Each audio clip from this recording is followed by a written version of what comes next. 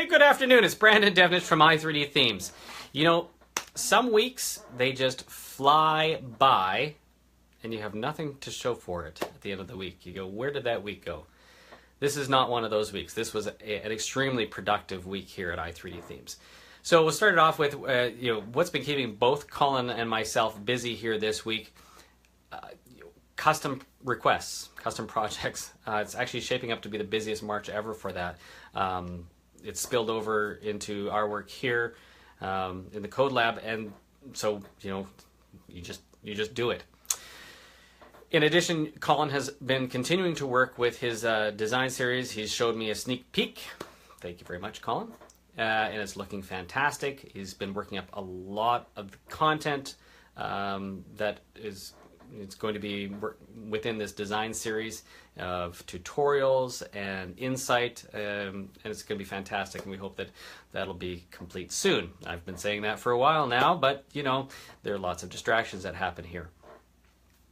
In addition, in the code labs, it started off on Monday, where we've been trying to get the Accelerator to get as high a score for Google PageSpeed Insights as possible. And we have most sites that are running at about 95 or 96% out of 100.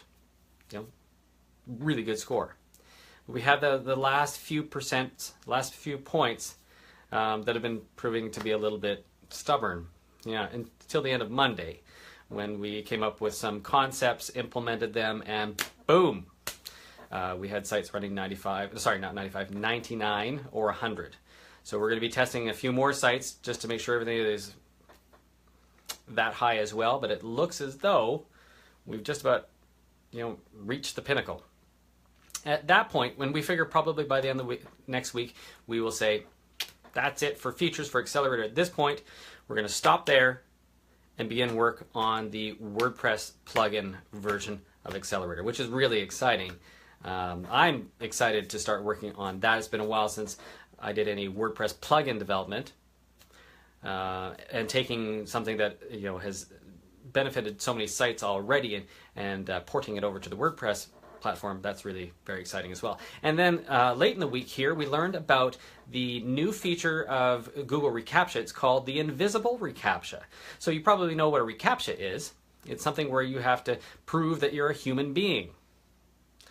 Rather than providing a blood test or anything like that, you basically have to prove that you're not a robot.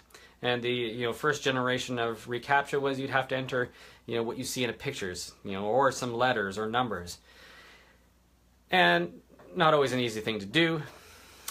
And the second version of reCAPTCHA was a checkbox where you have to check a checkbox to prove that you're not a robot. It even says I am not a robot with a checkbox, which is not necessarily intuitive. Thank you very much, Google. They've gone one step farther and created a sort of a version of this where it's invisible, and basically the user never sees the reCAPTCHA. It's just behind the scenes. But if it detects that perhaps certain conditions are not met, or maybe some suspicious behavior, when the user goes to submit the form, instead of just saying everything is fine, they will be prompted with the reCAPTCHA where you would have to say, hey, pick these pictures that look like spaghetti, or that have grass in them, or have storefronts. I have trouble with the storefront one myself. In all of my testing, I triggered the suspicious flag and had to keep on clicking on the storefront one. But in any case, the invisible reCAPTCHA is actually really awesome because for the vast majority of people that don't need to be prompted, because they are real human beings, not like those fake human beings out there, but it's just going to work just fine.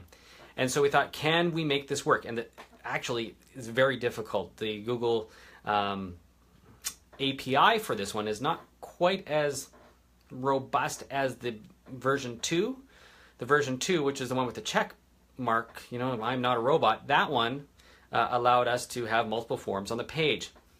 Not such an easy thing for this one.